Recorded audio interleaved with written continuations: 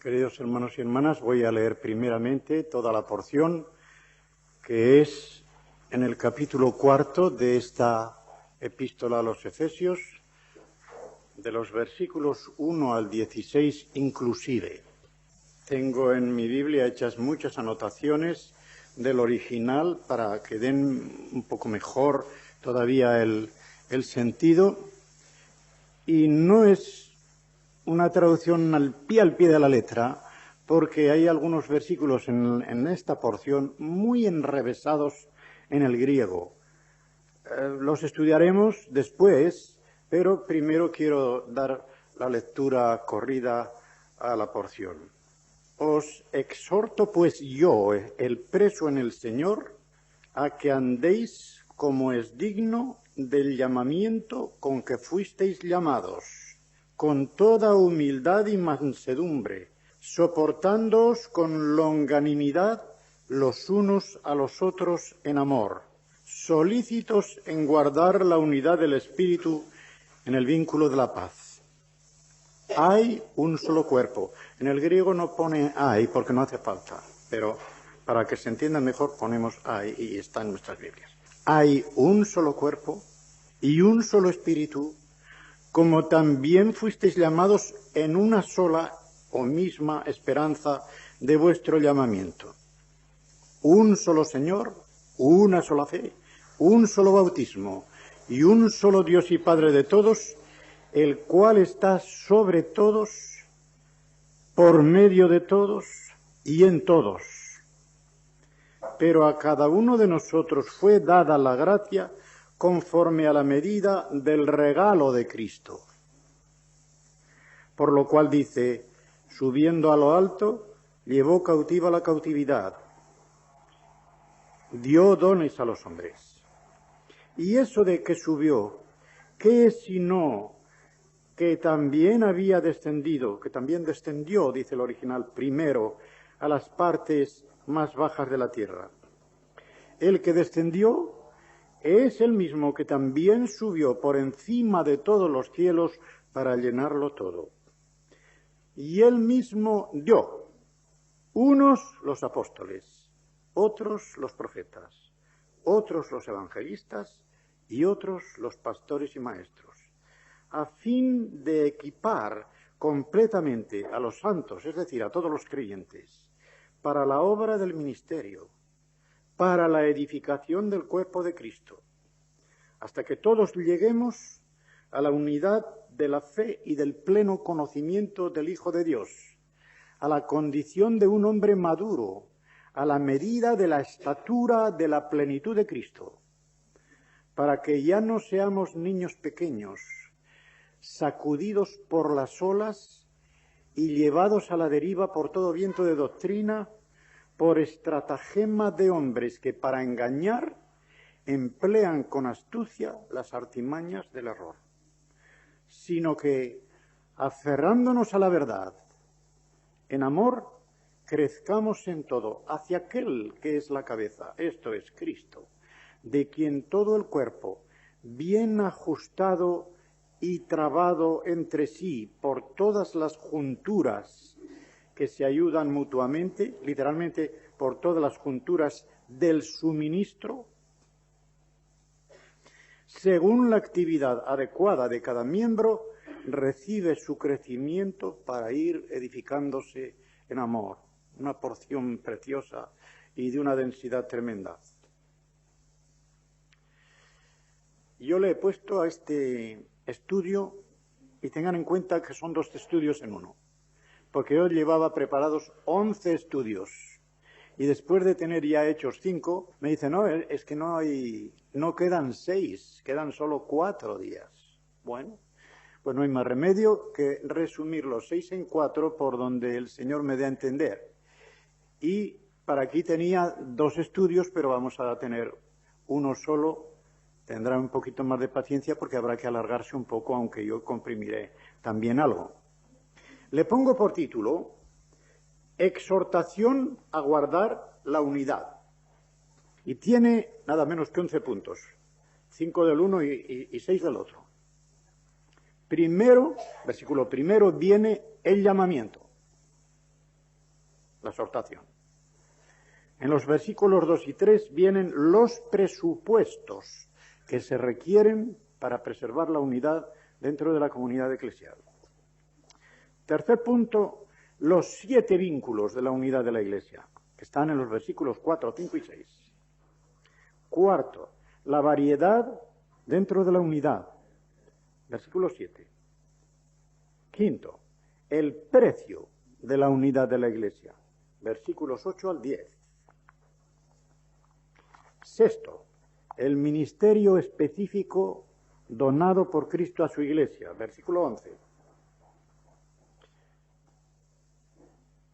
Séptimo, el objetivo de ese ministerio específico, versículo 12. Octavo, el destino final de toda esa carrera y de esa obra del ministerio específico y del ministerio común, versículo 13. Después, que será ya el 9, los obstáculos que se oponen a la edificación de la unidad de la Iglesia, versículo 14. 10, versículo 15, conectando con la cabeza. Y 11, versículo 16, la circulación de la energía vivificadora que viene de la cabeza hacia los miembros. Tenemos pues primero el llamamiento. Llamamiento que es exhortación que hace el apóstol y vuelve a decir preso en el Señor. Ya no preso del Señor, que no era preso de Nerón, sino que estaba en cierto modo aprisionado en el Señor. No solamente a causa del Señor y por haber predicado el Evangelio a los gentiles, que era lo que más había incomodado a los judíos y dado causa de su arresto, sino que estaba prisionero y en unidad con el Señor, en Kyrio. Era pues el prisionero de Cristo y el prisionero que estaba en Cristo. Y les exhorta a andar de una manera que sea digna del llamamiento que se ha recibido. Andar tiene que ver con la conducta. En lo espiritual, siempre que lean andar o oigan andar, es la conducta cristiana, el proceso de la santificación. Como es digno, esta palabra, siempre que sale en el Nuevo Testamento, no quiere decir que sea un mérito o una dignidad que se adquiere. La palabra griega axios, de donde viene eje, significa el eje de la balanza y que los dos platillos estén al mismo nivel. Esto es muy de notar cuando, por ejemplo, Juan el Bautista dice que no es digno ni siquiera de desatar la correa de Jesucristo. No quiere decir que sea indigno, sino que no tiene la competencia necesaria para llegar al nivel que se requiere para lo que un esclavo hacía desatando o atando la correa de las sandalias del amo. Esto es lo que quiere decir. De modo que no es un esfuerzo o un mérito moral, sino un nivel de competencia, de una manera que corresponde, podría decir, que andéis de una manera que corresponde al llamamiento que recibisteis. ¿Qué llamamiento fue? Lo hemos visto al principio de la epístola. El Padre, Dios el Padre, nos llamó.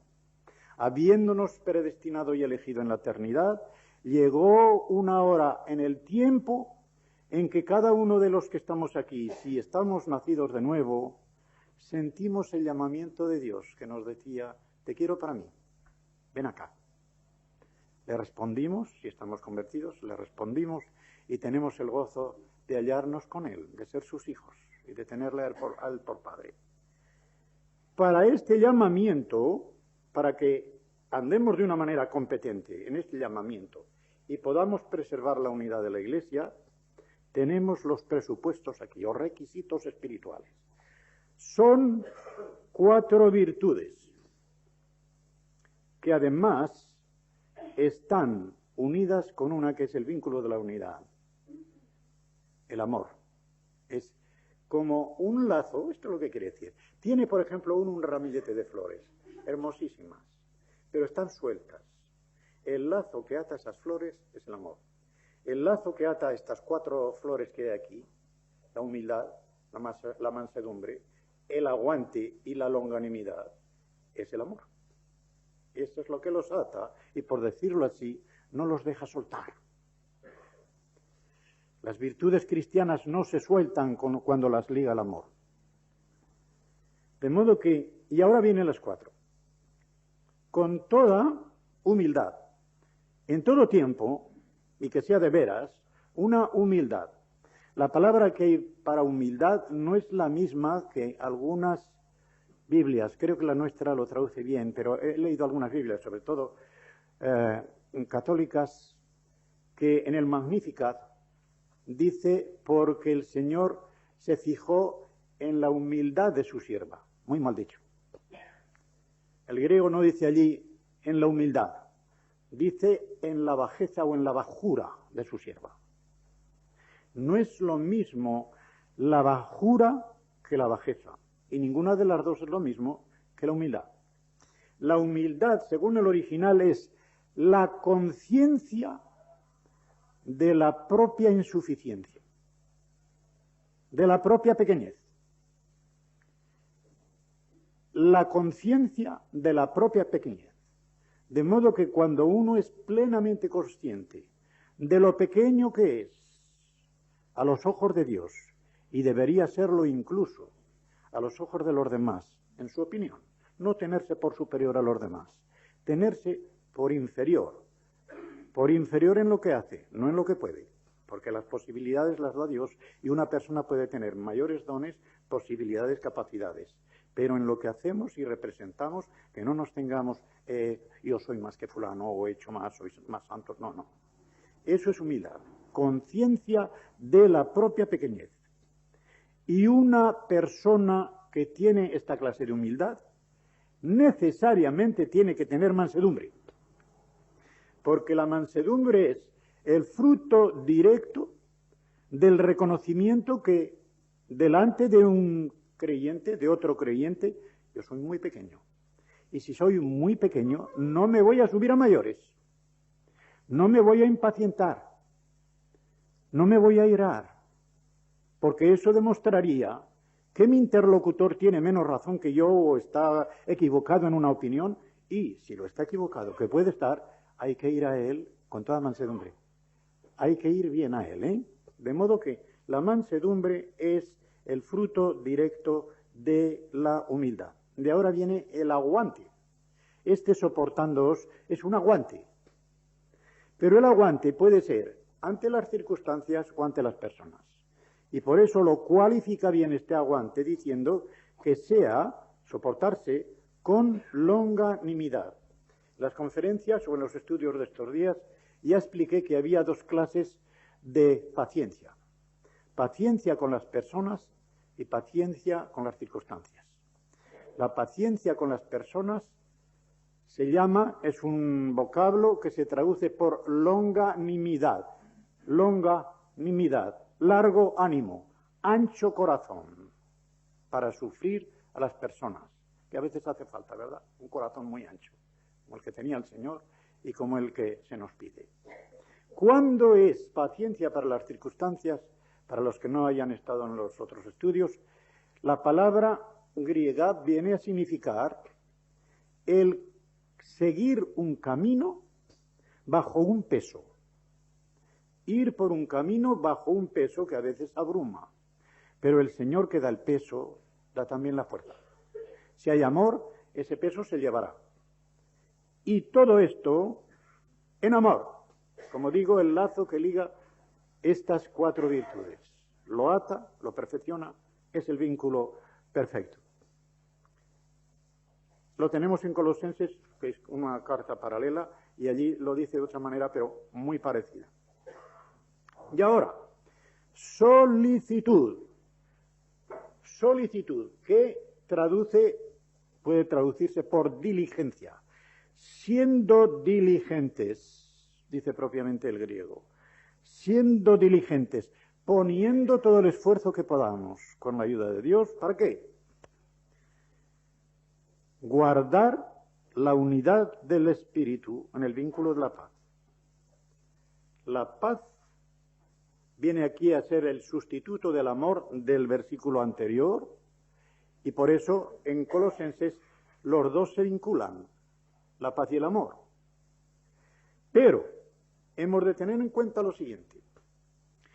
El apóstol dice solícitos en guardar la unidad, no dice solícitos en hacer la unidad. Ustedes ya saben todo este movimiento ecuménico y cuánto suena y cuántas campanillas y tal. Tenemos que unirnos porque somos cristianos todos, somos creyentes y estamos apareciendo ante el mundo como divididos. Estamos dando un mal testimonio. Esto hay que entenderlo bien. ¿Qué es lo que esos señores desean? Esos señores desean hacer de todas las religiones de la tierra, no solamente ya de las denominaciones cristianas, sino de todas las religiones de la tierra, una amalgama tan tremenda que allí se eche todo en una olla y a ver qué sale y quién se lo come. Eso no puede ser. La unidad de la Iglesia solo la puede hacer el Espíritu, que es el alma de la Iglesia. Por eso dice solícitos en guardar la unidad del Espíritu. No la unidad que tiene el Espíritu, porque eso no podemos hacer nada de ella. El Espíritu Santo es uno y eso no se puede ni siquiera dudar. Y como veremos después, dice un solo Espíritu, un solo cuerpo, un solo Espíritu.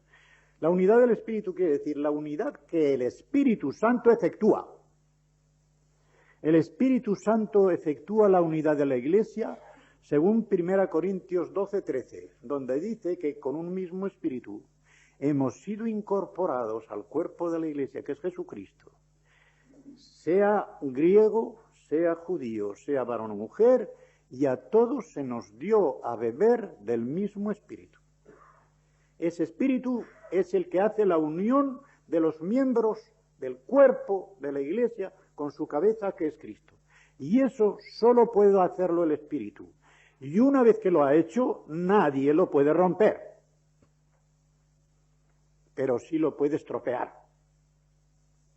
Y por lo tanto el apóstol lo que pide a todos los creyentes es que hagan todo lo posible para preservar en la congregación y entre todos los creyentes esa unidad que el Espíritu Santo ya llevó a cabo. No la romperemos, porque si la rompiéramos, los que quedaran rotos no llegarían al reino de Dios, no llegarían al cielo tampoco. Pero la podemos estropear, podemos mancharla, podemos impedir que progrese. Y esto es una cosa malísima para el individuo creyente y para el resto de la congregación. Preservar esa unidad del Espíritu. Los que están hablando del ecumenismo no pueden hacer esa unidad, porque esa unidad como es unir el barro y el hierro, como los pies de la estatua de Nabucodonosor. Eso no se puede unir. Y dice que eso se hace, como es unidad, también con otro lazo. Y ese lazo es el lazo del amor, pero aquí dice de la paz. Porque la paz, que es aquí, no precisamente, aunque también lo es, el conjunto de bendiciones, de todas las bendiciones que Dios nos da, sino todas las disposiciones internas que procuran la unidad entre todos nosotros en paz con Dios y en paz con nuestros hermanos, en paz con nosotros mismos.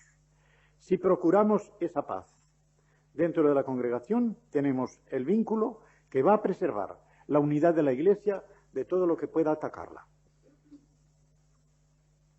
Y ahora, después de estos prerequisitos que están en el versículo 2 y en el versículo 3, el apóstol en los versículos 4, 5 y 6 nos va a dar los 7 vínculos de esa paz del Espíritu.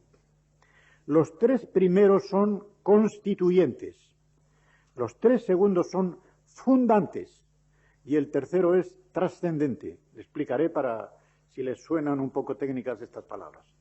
Constituyentes quiere decir que son partes integrantes del organismo. Lo van a ver claramente. Cuando digo yo como hombre consto de espíritu, alma y cuerpo, estoy diciendo los elementos constituyentes de mi personalidad. Pues bien, los elementos constituyentes de la unidad de la Iglesia son estos 3. Que la Iglesia, como una persona, tiene un solo cuerpo, una sola alma y una sola meta. Es decir, una andadura que tiene por delante para llegar a un final, a una meta. Pues bien, un solo cuerpo, que es todo el cuerpo de la Iglesia, toda la congregación de los creyentes, un solo espíritu, que es el alma, que da vida espiritual a ese cuerpo, y luego una sola y misma esperanza de vuestro llamamiento. Fuimos llamados por Dios, pero no a quedarnos estáticos, no a quedarnos parados, sino a movernos hacia una meta en el proceso de la santificación. Pues esa esperanza de nuestro llamamiento es esa meta. Recuerden cómo la pone el apóstol Pablo en Filipenses 3, de los versículos 10 en adelante, cuando él dice que todavía no es perfecto.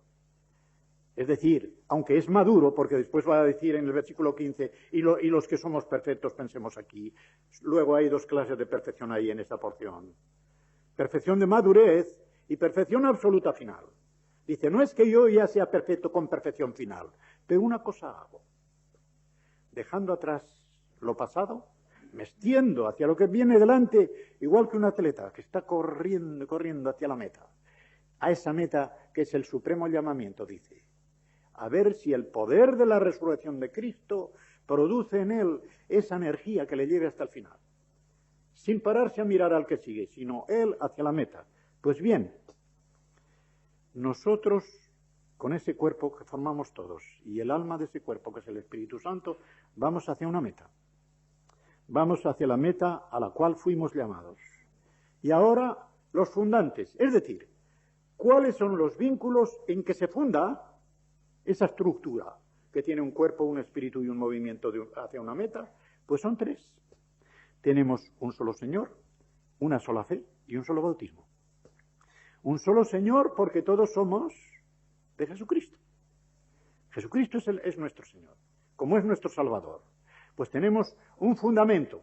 El apóstol Pablo en 1 Corintios 3, después de decir, yo como perito arquitecto he puesto el fundamento, ahora que cada uno sobreedifique, versículo 11, porque no hay más que un fundamento, que es el Señor Jesucristo.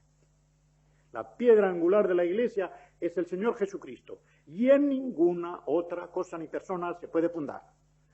Ni en jerarcas, ni en líderes, ni papas, ni obispos, ni nada que valga. No hay más que un fundamento, que es Cristo. No hay otro Señor de la Iglesia que es Jesucristo. Y solamente nos podemos fundar en Él. Fundándonos en Él, tenemos una fe. ¿Qué quiere decir esto? ¿La fe con que creemos? No, porque eso sería una perogrullada. Una base fundamental común de creencias. Hay una base de creencias que todos creemos lo mismo, por lo menos en lo fundamental. Esa es la fe. Y luego un bautismo. Discuten mucho los autores a ver qué clase de bautismo es este. Si es bautismo interno o es bautismo externo, tal o cual. Yo daré mi opinión y creo que después de haberlo pensado mucho, porque, bueno, creo que puedo hablar un poquito de esta porción, porque de ella nada más hice una tesis doctoral, tengo más de 250 pliegos de esta porción. Y estoy seguro de que el apóstol Pablo, como quiera que está nombrando solo cosas espirituales, primordialmente aquí no quiere decir el bautismo de agua.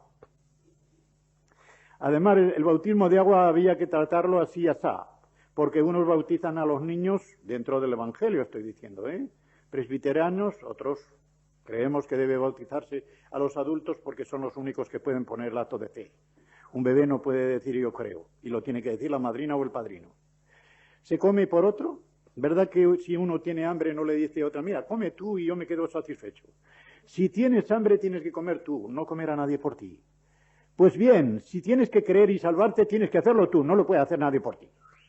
No hay padrino ni madrina que pueda decir yo creo y por esa fe del padrino o de la madrina estar yo salvo. ¿Puede imaginarse uno esta cosa?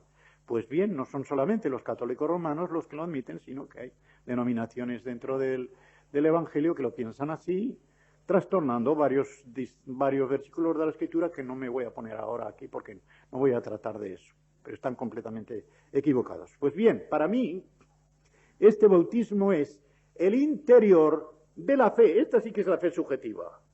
Por medio de la fe, nosotros nos sepultamos en Cristo. Nos encerramos dentro de Él. Nuestra mente y nuestro corazón van dentro del Señor.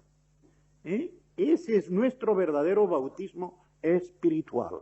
Pero voy a decirles una cosa, no perdamos nunca de vista, como por ejemplo en Romanos 6, 3 y siguientes, no perdamos de vista que cuando el apóstol, como en cualquier otra parte del Nuevo Testamento, se habla de bautismo, el que escribe tenía también en la mente el símbolo del bautismo interior. Y el símbolo del bautismo interior es el bautismo de agua.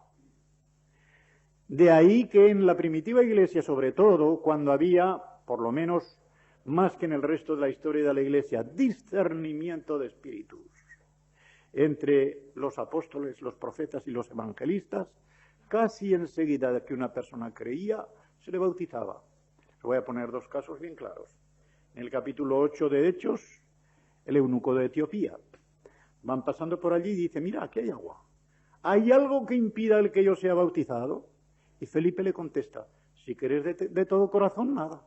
Y continúa la porción. Y bajaron al agua los dos, Felipe y el eunuco. Subieron de allí, el eunuco tan contento se marchó para su tierra y al otro parece que se lo llevó el Espíritu Santo invisiblemente y apareció en otro lugar. Cuando en el capítulo 16 viene la conversión del carcelero de Filipos, tenemos igual. Brevemente le exponen lo fundamental de la doctrina para la salvación y después se bautizó él con toda su casa. Con toda su casa, porque toda su casa había creído. No quiere decir a los niñitos. La familia, cuando se habla de familia o de casa, sobre todo en el Nuevo Testamento, pero también en el Antiguo, hay que tener en cuenta que lo que significa no es solamente el padre, la madre, los hermanos y las hermanas, sino también todos los criados y las criadas que conviven bajo el mismo techo. Todos ellos formaban parte de la familia y de la casa. Pues bien, esto para que sepan que aunque primordialmente aquí el bautismo va al bautismo interior, porque está tratando de 7 vínculos espirituales, no dice, bueno, yo con el bautismo de agua no tengo nada que ver. Estará implícito, pero como símbolo, Porque verán una cosa, la Santa Cena no está aquí. Lo explican de muchas maneras, diciendo que aquí todo es iniciación y la Santa Cena ya es después. Pero es curioso, porque la Santa Cena es lo más característico para demostrar la unidad de la Iglesia. Cuando se toman los elementos y de esta manera se recuerda la muerte del Señor hasta que venga. Así se une la Iglesia en la comunión del cuerpo de Cristo y en la comunión de la sangre de Cristo mediante el tomar del mismo pan. Pero es que es un rito exterior. Esa es una primera parte. Segundo, no podemos descartar que tampoco es un rito de iniciación, es verdad, como lo he oído de varios hermanos y tienen su parte de razón, que se añade a la parte de razón mía y todos contentos porque ellos aprenden y yo también. Después, ahora viene el trascendente, quiere decir este elemento que supera muy por encima de todo. Eso que supera por encima de todo es un solo Dios, de suyo el Padre. Pero es curioso que ha puesto una estructura trinitaria y vuelve a ponerla en este versículo. Fíjense la estructura trinitaria. Está del revés, igual que en 1 Corintios 12, 4, 5 y 6 están del revés. Primero el Espíritu, después Jesucristo y después el Padre. ¿Por qué? Porque allí están empalmando con los dones. Y como los dones los da el Espíritu, para que no se le vaya de la memoria, el Espíritu, pues hay muchos dones, repartimientos de dones, pero uno solo el Espíritu. Repartimientos de ministerio, pero uno solo el Señor, Jesucristo. Repartimiento de actividades u operaciones, pero un solo Dios el Padre, que lo hace todo en todos. Pues aquí, como ha estado hablando de de guardar la unidad del Espíritu en el vínculo de paz, sale el Espíritu en el versículo 4, sale Jesucristo en el versículo 5 y sale Dios el Padre en el versículo 6. Una estructura trinitaria, pero como digo, vuelve a ser doblemente trinitaria porque ahora de ese Dios, que no dice el Padre, pero se supone que es el Padre mientras no se diga otra cosa, se dice que está sobre todos, a través de todos y en todos. Si recordamos, y si recordáis, hermanos, lo que dije quizá en la primera conferencia sobre Cristología, sobre las personas de la Trinidad y cómo cada una nos es presentada en la palabra de Dios, el Padre, Dios por nosotros, el Hijo, Dios con nosotros, el Espíritu Santo, Dios en nosotros. Y aquí dice, el cual está sobre todos, especialmente el Padre, a través de todos el que sirve de mediador, que es el Hijo, y en todos el Espíritu, que es el que está dentro de cada creyente. O sea, para mí es una estructura doblemente trinitaria. Después, en este versículo 7, viene la variedad en la unidad, porque uno puede decir, bien, somos uno, tenemos esta unidad. ¿Esta unidad es uniforme o con variedad? Y como todo lo que Dios hace, lo hace en unidad diversa, ahí está la maravilla de todo lo que Dios hace. Asciende allí y se coloca a la derecha de Dios Padre, como si Dios Padre le dijera, lo has hecho perfectamente, estoy satisfecho con tu obra. Como decía Kevan, el que fue el rector del London Bible College. Dios está satisfecho con la obra de Cristo y ahora te pide a ti que estés satisfecho con lo que satisfizo a Dios. Tan sencillo. Sube arriba, llevándose esta cautividad a los cielos. La cautividad que antes era del diablo van a ser cautivos suyos para gloria. Y dio dones, dómata, cosas de dar a los hombres. El Salmo dice, y recibió dones de los hombres, pero la explicación es la siguiente. El verbo hebreo es un verbo muy peculiar. Es el verbo lakaj. 3 letras, la L, la Q y la J. Y luego los masoretas ya pusieron las 2 AES. Lakaj. Lakaj significa recibir para dar. Y les voy a explicar lo que significa. La imagen del Salmo y la que aquí Pablo tiene presente era la de un general que volvía victorioso de la batalla y se traía el botín tomado al enemigo. Ese botín que él mismo tomaba al enemigo lo iba a distribuir entre los soldados, reservándose para sí, como es natural, la mejor parte, pero iba a distribuir.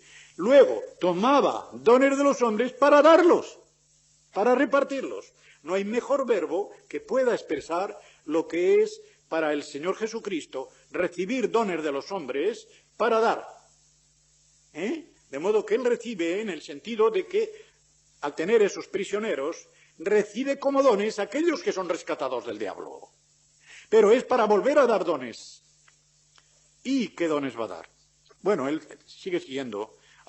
Claro, el apóstol, al citar de aquí, de subiendo a lo alto, cree necesario hacer una explicación. Porque dice, ¿pero qué es eso de que subió? Porque si no se va a dejar el sacrificio de la cruz sin mencionar. Y lo va a mencionar, porque ese es el precio de la unidad de la Iglesia, es la cruz. Eso de que subió, ¿qué es? Sino que antes había bajado a lo más bajo. Había bajado a lo más bajo. Y esto, no lo digo yo, es ya una opinión común entre los comentaristas, que no significa bajar al infierno, no. Aunque la palabra de la Vulgata es ad ínferos, ¿verdad? Pero significa las partes inferiores de la tierra. Las partes inferiores de la tierra, ni más ni menos, significa que se abajó todo cuanto podía haberse abajado. Ni más ni menos. Igual que dice el mismo apóstol Pablo en Filipenses 2, del 5 al siguiente, dejando la gloria majestuosa del amo, tomó la librea del esclavo. Tomó la forma de siervo. Y en esa forma de siervo se humilló, hecho obediente hasta la muerte y muerte de cruz. Esto fue el bajar. Cristo no pudo ya bajar más que subiendo a la cruz y siendo crucificado allí, como un malhechor, como un criminal, como un blasfemo, como un sedicioso político, revoltoso, de todo fue acusado, de mentiroso también, de farruco, de fanfarrón, de decir, fíjate lo que hacía, que quería levantar el templo en 3 días después de echarlo abajo. No entendían qué quería decir el templo de su cuerpo. De todo le acusaron. Así murió en la cruz. Y con esa muerte Él ganó la unidad. Por eso sigue diciendo, ese que descendió, no se olviden ustedes, aunque bajó tan bajo, subió tan alto. Es el mismo que también subió por encima de todos los cielos para llenarlo todo. Recordarán que uno de estos días le decía que los judíos veían los cielos distribuidos unas veces en 7, otras veces en 3. Pero la mayoría en 3, porque esto es lo que dice el apóstol Pablo en 2 Corintios, cuando él dice que él sabe que un hombre no sabe si en el cuerpo o fuera del cuerpo. Fue levantado, fue llevado hasta el tercer cielo. Y allí oyó cosas que no es lícito decir, que no está permitido decir. Naturalmente que él fue levantado en éxtasis hasta la misma presencia de Dios. Es decir, hasta el tercer cielo, que también se llama el cielo empíreo. Empíreo es decir, rodeado de fuego. Los serafines, serafín significa abrasado, que se está abrasando. Pues bien, los serafines que se están abrasando del amor a Dios son como el fuego que le rodea. La gloria de Dios, toda la honra de la santidad inmensa del Dios trascendente, allí rodeada de fuego. Fuego consumido. Pues bien, subió por encima de todo eso. Es que queda algo por encima del tercer cielo. No queda más que el trono de Dios. En el tercer cielo, que esté más elevado que el nivel general. Y en ese trono de Dios Padre, sentado el Hijo a la diestra de Dios Padre. No puede estar más alto. No hay altura mayor en el universo. Allí, sentado. Dios el Padre lo subió tanto como Él se había bajado. Bajó a las partes más bajas de la tierra, subió a las partes más altas del cielo. Esta es la correspondencia, el paralelismo completo. Y ahora viene. Este Señor, una vez exaltado, de la misma manera que sólo cuando fue exaltado envió al Espíritu, como dijo Pedro el día de Pentecostés, y lo leemos en el capítulo 2, cuando él mismo dijo, esto que veis ahora, lo ha enviado él. Resucitó y fue exaltado para enviar esto que habéis visto ahora, el Espíritu Santo con todas aquellas manifestaciones extraordinarias. Pues bien, voy a repetir, creo que lo dije en alguno de estos días, una frase muy expresiva de Watchman Nee, este famoso coreano creo que era, chino o coreano, pero tiene, como saben, libros fantásticos. Y me gustó mucho una frase, no sé si lo dice en la Iglesia normal, probablemente. El Espíritu Santo da dones a los hombres, dota de dones, carismas, a los hombres. Y Jesucristo regala hombres dotados a su Iglesia. Esto es lo que va a venir ahora. Este punto del ministerio específico, yo no miro aquí los puntos, pero voy siguiéndolo, ¿verdad? Y ya estamos en lo que correspondería al estudio de mañana si hubiéramos tenido otro. ¿A quién estaba el estudio de mañana? El ministerio específico de la Iglesia va a entrar en este único versículo 11. Esto es lo que Jesucristo dio a su Iglesia. Recuerdo que quien me abrió los ojos respecto de este versículo, mal traducido en la mayoría de las versiones, fue el señor Trenchard. El señor Trenchard se enfadaba. Cuando veía un versículo mal traducido, se enfadaba santamente. Porque es para enfadarse cuando un versículo de la Biblia que en el original está tan claro, los traductores no lo ven de ninguna manera y lo traducen como les parece. Creo que la del 60 decía, a unos constituyó apóstoles, nada menos que constituyó.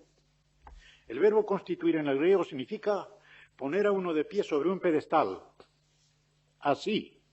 Y el que ve así a los pastores y maestros los ve sobre un pedestal. Y no hay tal cosa. El texto bíblico no quiere decir eso. Donde sale el verbo constituir es en Romanos 5, cuando dice que por la justicia de Cristo fuimos constituidos justos. Eso sí, porque por la justicia de Cristo nosotros nos presentamos como sobre un pedestal delante de Dios con toda la cara alta de justificados por la justicia de Cristo. Como estamos completamente justificados por la justicia de Cristo, podemos presentarnos allí delante de Él, y Él nos ve justos y blancos con la misma blancura que tiene el Señor Jesucristo. De la misma manera que el pecado de Adán nos había plantado allí constituidos pecadores. Aquí no puede ser constituidos. El griego dice sencillamente, como he traducido, y Él mismo, kai autos, edoken dio, tus men, los unos, porque este es el tus men, tus de en griego, los unos, los otros, no hay más, tus men, los unos, apóstoles, y está en acusativo. No les dio a unos ser apóstoles, estaría en dativo, porque entonces los apóstoles serían el término de donación, no el término acusativo, el objeto que se da, la persona que se da. Los unos que dio apóstoles. Los otros tus de profetas, los otros tus de evangelistas, los otros tus de poimenas caididas calus, pastores y maestros. Los dos van enlazados con un solo artículo. De modo que los ministerios en realidad no son 5, son 4. Tres fundantes y dos fundantes y dos que continúan. Los dos fundantes son los apóstoles y los profetas. Jesucristo dio ministros a su iglesia con el apostolado específico, que solo tuvieron los 12 y a los que se agregaron, pero no con la misma cualificación, Pablo, en primer lugar, y Silas y Bernabé aparecen como apóstoles en el Nuevo Testamento, porque ayudaban muy de cerca en la constitución de iglesias y en ponerles, por ejemplo, ancianos, ayudaban al apóstol. De modo que se les llama apóstoles, pero no ya con el título de Pablo, y Pablo no con el título de los 12, porque Pablo no había visto al Señor desde el bautismo de Juan hasta después de la resurrección, como era necesario para ser apóstol de una manera completamente estricta. Pues bien, los profetas que hay aquí son los profetas de la iglesia primitiva, que tenían como don constante el poder ser inspirados por el Espíritu Santo y recibir algunas revelaciones con las cuales ayudaban a los apóstoles que quizá no tenían este don. De modo que tanto apóstoles como profetas se constituían así en fundamentos de la iglesia. El mismo apóstol, y lo hemos dado ya, en el capítulo 2, versículos 20 y 21, dice que estamos, ya no somos extranjeros ni advenedizos, sino conciudadanos, etcétera, sobreedificados sobre el fundamento de los apóstoles y profetas, siendo la principal piedra del ángulo Jesucristo mismo. Jesucristo mismo es la piedra angular. Sobre la piedra angular se levantan ciertas columnas, así aparecen en Apocalipsis 21:14, como 12 columnas, que son los 12 apóstoles del Cordero. Allí estaban sus nombres según las 12 tribus, y cada puerta después era una perla, todo aquello, toda esa decoración magnífica de Apocalipsis, pues allí estaban los 12 nombres de los 12 apóstoles del Cordero. Columnas de la Nueva Jerusalén, columnas también del templo de la iglesia, porque en su fundación, directamente sobre el fundamento que es Jesucristo, la piedra angular, ellos pusieron los fundamentos, que se llama fundamento apostólico, porque una vez que ellos predicaron y aquello se puso por escrito, se acabó. No hay más revelación pública, obligante, canónica. Y a todo el mundo, a cualquiera que nos diga, pues yo creo esto, o el Señor me reveló esto, tal, en tanto en cuanto se acuerde con lo que está aquí escrito, será creíble, y en lo que no, no, por mucho que diga. Este es el ministerio específico, pues, fundante, apóstoles y profetas. Ahora vienen, como pioneros que extienden la Iglesia por medio de la predicación del Evangelio, los evangelistas, los que predican el Evangelio. Este ya es un ministerio constante. Ya no es fundante, es constante. Continúa hasta el final de los siglos, mientras haya un alma que salvar y a quien predicarle el Evangelio. Evangelistas. Y luego ya, para la edificación principalmente. Porque si el pastor predica el Evangelio, no lo predica como pastor, lo predica como evangelista. De modo que los pastores también pueden y deben ser evangelistas, salir a predicar el Evangelio, pero no lo hacen como pastores, sino como evangelistas. Evangelista es el pionero que va abriendo el surco. Y después de abierto el surco, a crecer, la edificación de la iglesia la hacen pastores y maestros. Como he dicho, están unidos por un solo artículo, lo cual quiere decir que son una sola persona, que es pastor y maestro. Pero ¿por qué no ha dicho pastor de una vez o maestro de una vez? Y calla el otro. Yo creo por una sencilla razón. Creo que fue Calvino el que creyó que eran dos personas distintas, ya siempre. Lo más probable es que, estando unidos por un solo artículo, de suyo sean una persona. Pero, dentro de los pastores, digamos los ancianos de iglesia, todo el mundo sabe que hay líderes en la iglesia en los que el pastorado con dotes de gobierno bascula mucho más pesado que el don de maestro. Y quizá hay personas que pueden ser líderes con dotes de gobierno sin ser unos maestros consumados en la palabra. Y no se les puede negar que puedan ser líderes de iglesia. Los que son maestros en el sentido de que bascula mucho más hacia lo de maestro que hacia lo de pastor en el sentido de dotes de gobierno, pues sí, entran dentro de esto con un poquito de pastores y mucho de maestros, de la misma manera que los otros han entrado, con mucho de pastores y poquito de maestros. Pero se equilibra.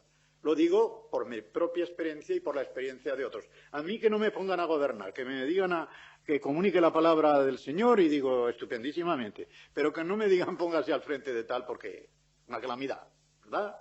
Y no me quejo de eso porque cada uno tiene que tener su don y el que no esté contento con su don se está quejando al Señor.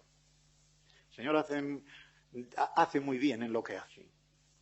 Y cuando a una persona le da un don, tiene que estar muy contento y ejercitarlo, sin tener envidia al don del vecino ni al don de otro líder. No. Estamos para complementarnos. Si una sola persona lo hiciera todo, sobraba la iglesia, hombre. Toda la iglesia tiene que participar porque no hay miembro de iglesia que no tenga un don. Y si el líder se cree mucho, se estará ensoberbeciendo y pensando que no necesita ningún don de un miembro de la iglesia que se coloca en el último banco porque no puede llegar a tiempo o porque tiene un poco de vergüenza. Pero tiene su don. Y hay que escucharlo y promoverlo y ejercitarlo. Porque Dios no hace cosas inútiles. Cada uno tiene por lo menos un don. Y hay que descubrirlos, animarlos, ejercitarlos y llevarlos adelante. En comunión todos unos con otros. Pues bien, de este versículo bastante. ¿Cuál es la finalidad de este ministerio específico? La finalidad de este ministerio específico es equipar a todo el resto de la iglesia, que también son ministros, aunque como se llama con el ministerio común. Ministerio común suele decirse ya secularmente del que no sube al púlpito, del que no pastorea, del que no es anciano, del que no es diácono tal. Pero tiene su ministerio. De modo que estos están puestos a fin de equipar completamente. El verbo que hay aquí sale en 2 de Timoteo 3:17, igualmente, para decir que el hombre de Dios esté equipado para toda obra buena. Pero el verbo griego significa amueblar una casa o una habitación de tal forma que esté tan hermosa con el mueblaje más bonito y más adecuado para aquella casa o para aquella habitación. Está completamente amueblado, los griegos decían, está equipado. Está equipado. El verbo lo van a ver porque es un poco largo, pero es bastante bonito. Está en forma sustantiva, proston katartismon. Catartizo significa equipar o decorar o amueblar. Catartismon es el equipamiento. Pero para traducirlo mejor lo han puesto aquí. Para equipar completamente. Este completamente no hace falta en el texto porque el verbo ya significa equipar completamente. Porque significa amueblar completamente. Amueblar de una manera que no quede nada, en ningún rincón, en la habitación o en la casa que no tenga allí su cosita, para que todo esté con la hermosura y el decoro debidos. equipar completamente a los santos, es decir, a todos los creyentes, que son santos porque han sido separados por Dios del mundo para ser consagrados al mismo dentro de la congregación que es la Iglesia. Y estos santos son equipados para la obra del ministerio porque la tienen. ¿Cuál es la obra del ministerio dentro de la Iglesia? Sencillamente, edificar el cuerpo de Cristo. De modo que para la edificación del cuerpo de Cristo es una explicación, como suele decirse, parafrástica, de lo que ya es equipar para la obra del ministerio. En otras palabras, podría decirse, para la obra del ministerio, es decir, para la edificación del cuerpo de Cristo. El cuerpo de Cristo aquí se pone como un edificio, pero un edificio que crece. Por lo tanto, es vivo. O como un cuerpo que se edifica, como lo dirá después en el versículo 16. Se va edificando, va creciendo, y en eso todos ponemos la mano del albañil. Todos entramos en edificar. Y todos entramos en que ese edificio, en que ese cuerpo crezca. Y ahora, este versículo que ya tiene que ver con el destino final. No quiero decir que es el punto final, sino el destino final del crecimiento del cuerpo de Cristo. ¿Cuál es el destino final? Esto es muy importante, lo anote. El verbo llegar sale muchas veces en el Nuevo Testamento, como sale en todas partes, pero voy al verbo griego. El que hay aquí es muy diferente del que suele salir cuando se dice simplemente llegar. Katantesomen, que es el verbo aquí, significa llegar a una estación de término.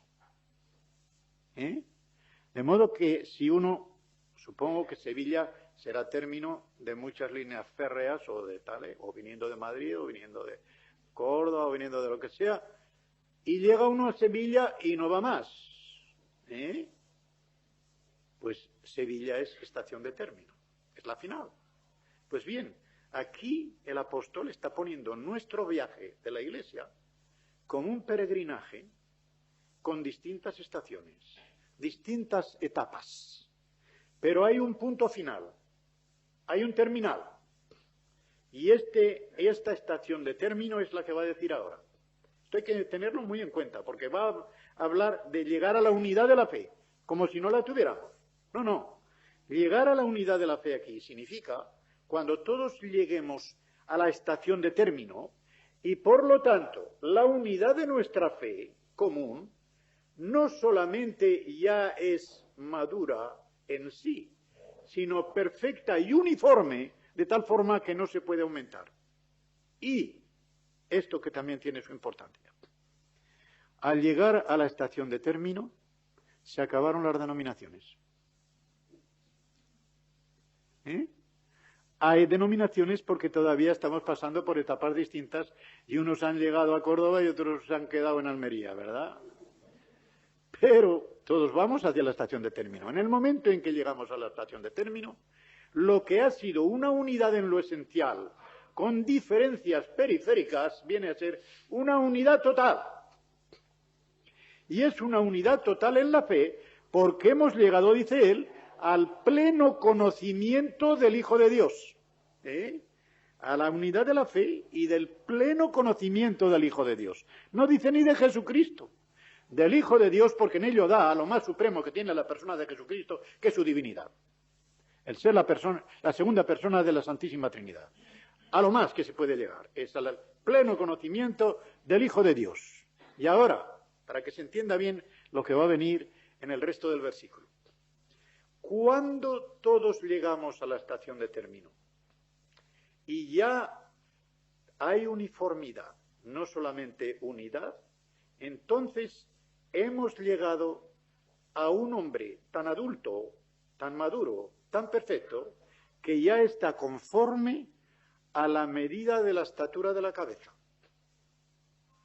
a la medida de la estatura de la plenitud de Cristo. Ustedes verán que pone edad en muchas versiones, porque la palabra eliquía puede significar tanto edad como estatura, pero por el contexto ha de sacarse. Y no es la edad de Cristo la que nos interesa, sino la estatura. Lo voy a poner con un ejemplo. Ustedes ya saben, no hace falta saber biología ni nada para conocer que lo primero que crece en un bebé es la cabeza. Si se ve una fotografía que tengo yo de 4 años, con falditas y un arito, ¿verdad? Que cuando la vio mi hija, cuando tenía 3 años, la vio por primera vez, decía, papá, pero esto no es un niño, esto es una niña. No, hija mía, no, es un niño, soy yo cuando tenía 4 años. Con una cabezota ya, el cuerpo pequeño, pero una cabezota tremenda. Casi igual que ahora, seguramente. Y un cuerpo pequeño. Lo primero que crece es la cabeza, porque allí está el cerebro, que es el centro, y lo que va a hacer que este niño crezca como debe crecer. Pues bien, nuestra cabeza ha crecido todo lo que necesitaba. Está en el cielo, por lo tanto tiene la plenitud de su estatura. En este sentido, Él ya ha llegado a la plenitud de su estatura, no va más. Pasó por todas las vicisitudes por las que tenía que llegar a la diestra de Dios Padre.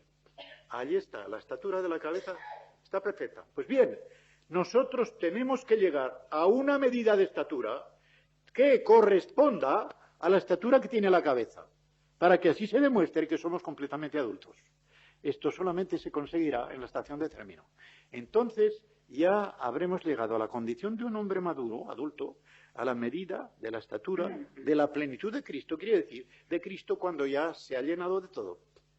Este es uno de los lugares en que la plenitud de Cristo es lo contrario a 1.23. Recuerden que en el segundo estudio de Efesios les decía que de los 5 lugares que serán en el Nuevo Testamento, donde ocurre la palabra pleroma, plenitud, el único donde tenía un sentido activo era en 1.23 de Efesios. En todos los demás, sentido pasivo. Es decir, plenitud de Cristo, Cristo llenado. En 1.23, plenitud de Cristo, Cristo que llena. Esto es lo que quiere decir la diferencia entre sentido activo y sentido pasivo. Colosenses 2.6, en él habita corporalmente la plenitud de la deidad. La deidad lo llena. Pasivo, Cristo pasivo ahí, siendo llenado por la deidad. Esto es lo que quiero decir, pues.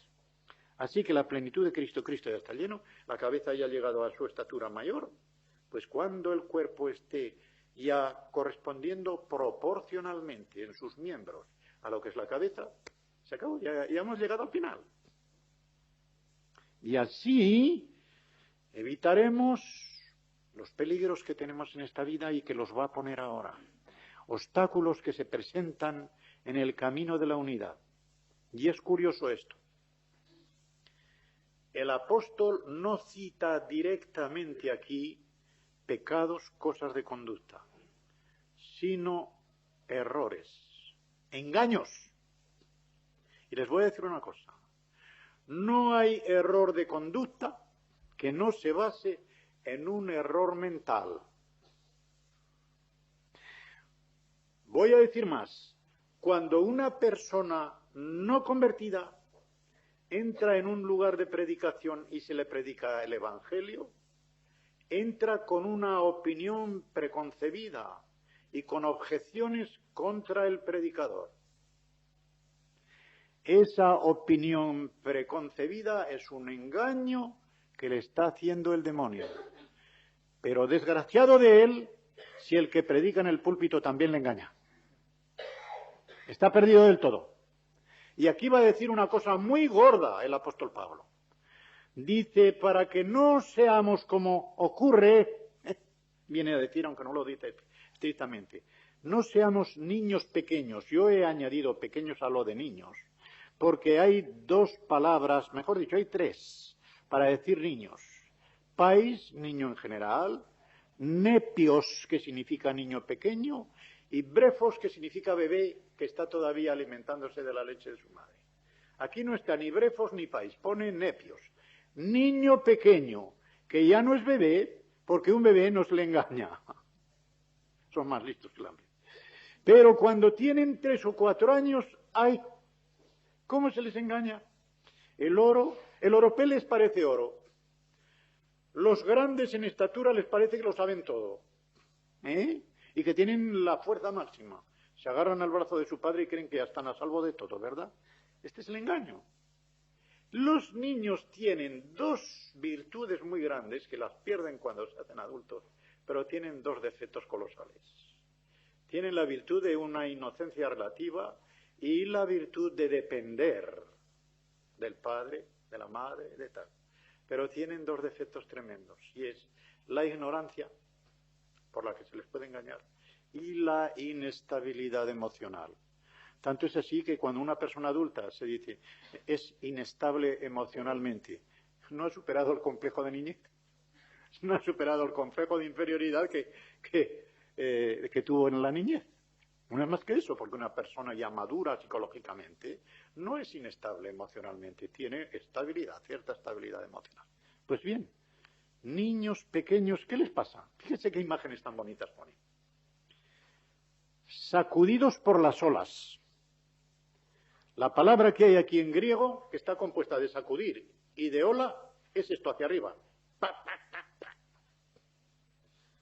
Una ola que encrespada y por lo tanto que sacude hacia arriba.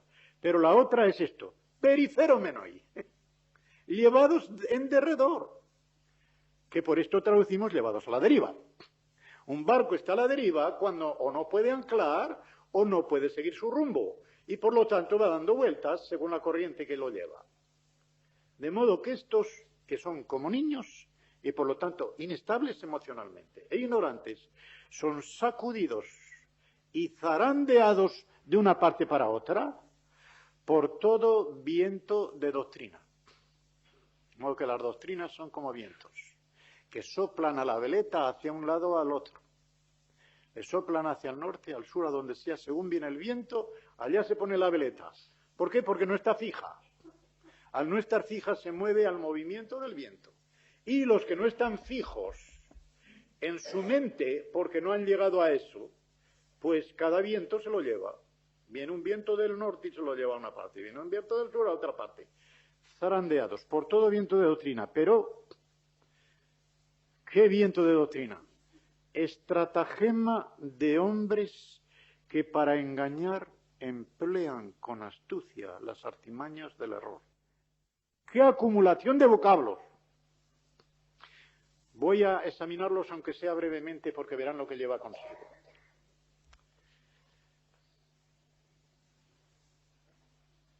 El primero es cubeya. Esto es lo que significa cubeya. Jugar haciendo trampa. Y estos individuos que enseñan con esta doctrina juegan con trampa. Les voy a decir una cosa que la aprendí del doctor Loyons. En uno de sus tratados, hablando de lo que significa precisamente esto, dicen, miren, un profesor liberal o modernista de un colegio bíblico les dice a los alumnos, miren, en la forma que las ciencias bíblicas están hoy avanzando, y la crítica textual y lo de mañana y lo de después, esto hoy ya no se puede creer hoy. ¿Quién se lo cree? Pero cuidado, no lo digan ustedes desde el púlpito, que la gente se va a escandalizar. ¿Ven cómo juegan con trampa? Si les dijeran, esto es falso y se acabó, y lo pueden decir ustedes en todas partes, era demasiado. Ahí no había trampa posible. Pero si les dicen eso, en la conciencia de esos muchachos que van a salir de ese seminario o de ese colegio bíblico, aunque se les dice que no lo digan del púlpito, ya los han perdido. Lo dirán o no lo dirán, pero ellos están destruidos espiritualmente porque el veneno del error lo han metido ya en la mente y en el corazón de esos pobres muchachos que están allí en el seminario o en el colegio bíblico. Y cuando salgan de allí lo dirán o no lo dirán. Dirán, bueno, pero si el profesor me dijo que eso era la última ciencia y yo estoy instruido en esa última ciencia, ¿por qué no van a estar instruidos los miembros de mi congregación? ¿Veis? Esto es el cubeya, el cubeya. Y dice que esta cubeya, estos hombres, la emplean en panurgia. Así como panoplia significa la armadura completa, la panurgia significa la astucia completa. La astucia completa, ¿ve? Estratagema de hombres que para engañar emplean con astucia, aquí está. Y ahora viene, las artimañas es methodia, método. Una lista o un tratado de metodología, pero no para el bien, sino para el mal.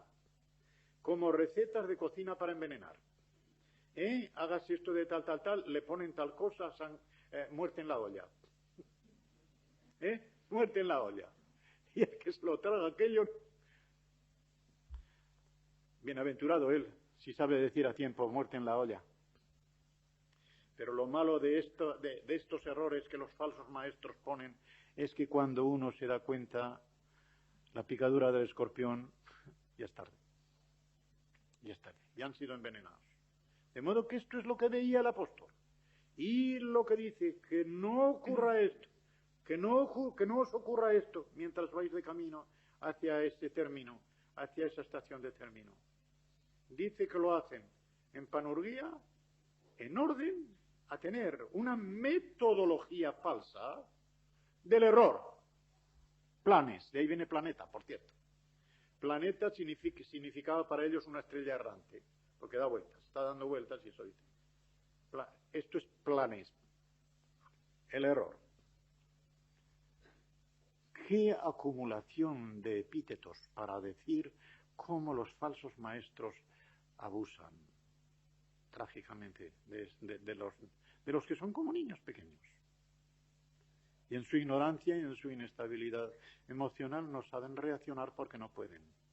Qué peligrosos, hermanos, cuando un hermano lleva ya muchos años de creyente en una congregación y no ha madurado. No es solamente que tengamos que crecer en la palabra para ser mejores y acercarnos más al Señor. Es que si no crecemos, cualquier enemigo nos puede estropear. Viene un mormón, un testigo de Jehová o lo que sea, que se las saben todas, que no son tontos, tienen toda la malicia y toda la ciencia que pueda darse para estas artimañas, y lo van a embaucar. Como no sepa bien la palabra, lo van a embaucar. De modo que a esto hay que ir, a esto hay que ir. ¿Y cómo se evita eso?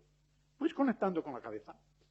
No perdiendo de vista al Señor, no desempalmándose del Señor, conectando con Él en verdad y en amor, aferrándonos a la verdad. El propio Martin Lloyd-Jones decía que si se pudiera inventar un verbo, el verbo sería verdadear, porque en griego dice eso, verdadear. O sea, es algo más que decir la verdad, es algo más que hacer la verdad, es algo más que aferrarse a la verdad, es como identificarse con la verdad y llevarla a término. O como dice Juan en su primera epístola, practicando la verdad. Pero el verbo es todavía más fuerte, verdadeando, aferrándose a la verdad, pero en amor. La verdad sin amor es como la hoja de acero de un cuchillo, fría. La letra mata, el espíritu vivifica. ¿Por qué? Por medio del amor. El amor sin verdad es una cosa loca. De ahí que se cometan tantas locuras por amor, amor, amor, amor, amor, pero la palabra de Dios se ha quedado a un lado o no se la tiene bien equilibrada. No hay que nombrar, ¿verdad? ¿Qué grupos pueden entrar dentro de esta clase de locura? Teniendo un entusiasmo desequilibrado. La verdad no pone el equilibrio necesario al amor, que debe existir, pero las dos cosas juntas. Por eso el apóstol dice, aferrándonos a la verdad en amor. En otras palabras, el amor es el que hará que la verdad sea caliente, pero la verdad hará que el amor sea cuerdo. La sobria ebriedad de los apóstoles el día de Pentecostés, que decía que estaban borrachos, sí, pero no de vino, sino del Espíritu Santo, que es el espíritu de la cordura. Y de esta forma crezcamos hacia arriba y en todo hacia aquel que es la cabeza, nuestra cabeza, que es Cristo. ¿De quién? De ese Cristo. Todo el cuerpo, bien ajustado y trabado. Les voy a decir, aunque el tiempo va pasando, ¿verdad? Pero lo que significa cada una de estas palabras. Ajustado es trabado entre sí, como los miembros de un cuerpo.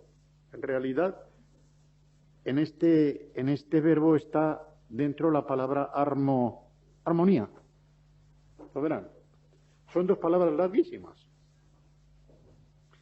sin armologoumenon, sin con, armonía, logo de elegir o de decir, menon, el participio. El participio de presente, lo cual quiere decir que este ajustamiento de los miembros entre sí tiene que ser continuo. Si se descontinúa, se pierde esta unión. Siempre aferrándonos a la verdad en amor, hacia la cabeza, de la cual todo el cuerpo bien ajustado entre sí. Y el otro verbo es bien asentado hacia arriba. De modo que si el uno tiene el ligamento horizontal, el otro tiene el ligamento vertical, bien trabados entre sí, y luego hacia arriba, hacia la cabeza, sin vivazomenon, bien asentados, significa. Y luego, este cuerpo, cuando está así de ajustado y de trabado, está en las mejores condiciones para que la vida que viene de la cabeza circule por todo el organismo. Es una imagen tomada, más aún que del sistema nervioso, del cardiovascular.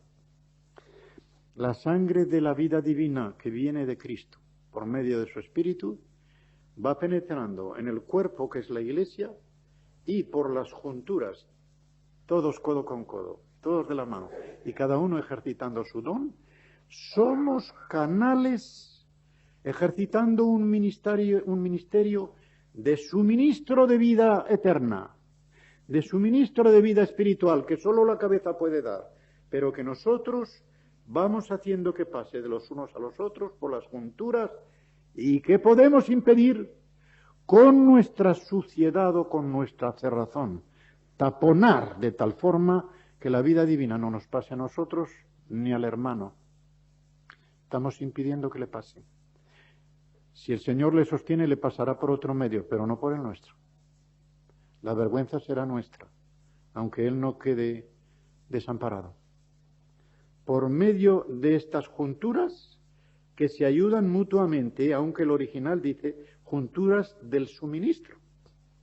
De este suministro que mutuamente nos hemos de dar los miembros del cuerpo de Cristo, que es la Iglesia, sin poner ningún obstáculo, ninguna barrera, haciendo que eso circule fluidamente y haciendo que nuestro canal esté bien aceitado con el Espíritu Santo y bien limpio de manchas, que no lo manchemos con nuestros pecados, esté bien aceitado con el Espíritu Santo para que corra limpiamente esta sangre divina que viene de la cabeza de Cristo y se transmita por todo el cuerpo según la actividad adecuada de cada miembro, porque cada uno tenemos un don, un ministerio, y en ese ministerio, esa juntura que nosotros tenemos ha de funcionar de una manera diferente de la juntura que tiene el hermano, que tiene otro don. De modo que cada uno en la posición de liderato o la que sea, tiene que operar de esta forma adecuada.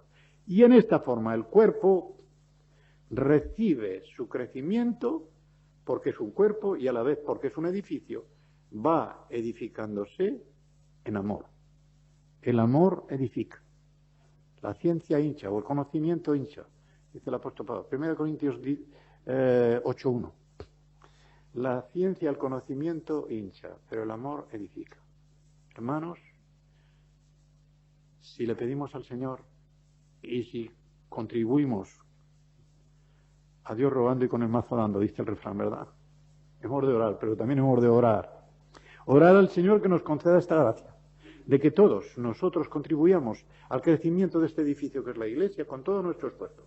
Y orar al Señor para que nos capacite para hacerlo de una manera eficaz, sin poner tropiezo a nuestros hermanos, sino que aun aquello en que ellos encuentran tropiezo, tengamos la caridad de decir, hermano, tienes una piedra delante y vas a tropezar en ella, y yo voy a hacer todo lo posible para quitártela de en medio, y que sigas adelante como yo quiero seguir, por la gracia de Dios y en la conducción del Espíritu Santo. Hermanos, podríamos estar mucho más tiempo, pero que el Señor nos bendiga a todos y nos meta estas cosas no solamente en la mente y en la memoria, sino en el corazón. Las pasemos por el corazón muchas veces. Recordar es volver a pasar por el corazón. como decía Ortega, pues que las pasemos muchas veces por el corazón para que no se nos vayan. El corazón tiene mucha memoria, aunque lo digan que lo tiene la mente. Lo que queremos, ¿verdad que nos acordamos? Yo digo muchas veces, cuando dice, ¿cómo se acuerda? Digo, a mí no se me olvida más que lo que no me interesa. Que no se nos olviden estas cosas, que son grandiosas y de suma importancia para toda la eternidad.